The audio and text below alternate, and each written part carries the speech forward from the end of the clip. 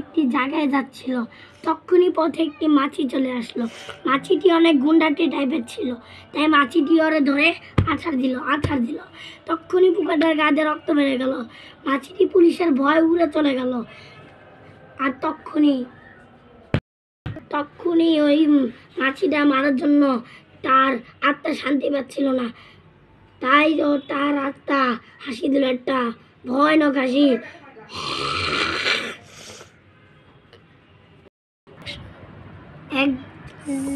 একদিন এই মাছিটা উঠছিল, তখনই তার সামনে ওই আত্মাটা চলে আসে। সেই মাছিটা এত ভয় পায় যে সে নিয়ন্ত্রণ রাখতে পারে না, সে অজ্ঞান হয়ে যায়। তখনই আত্মাটা একটা ভয়ঙ্কর হাসি দিয়ে মিলিয়ে যায়, আবার কাট দেয়। তখনই মাছিটির একটা ছেলে এসে মাছিটির মুখে একটু পানি দিল। পানি দেওয়ার পর মাছিটির জ্ঞান আসলো। তারপর চেলাটা জিজ্ঞাসা করলো,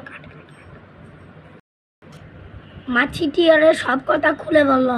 তাই ফড়িংটি বললো, তুই ভয় পাইস না, আজকে তোর সঙ্গে আমি থাকবো, চল। তখন ওদের বাড়ির সামনে কে যেন করা দিচ্ছিল, তাই ওরা বের হয়ে দেখলো ওই ভূতটি।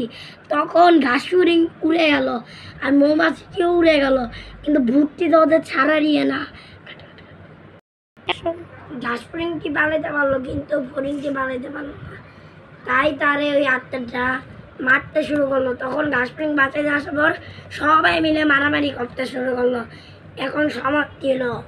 সমাপ্তির সময় আত্মাটাই শুধু বেঁচে গেল। আত্মাটার প্রতিশোধের আগুন জ্বলে গেল। আত্মাটা এখন মহাকাশে জায়গা। আত্মার গল্প সমাপ্তি হইল।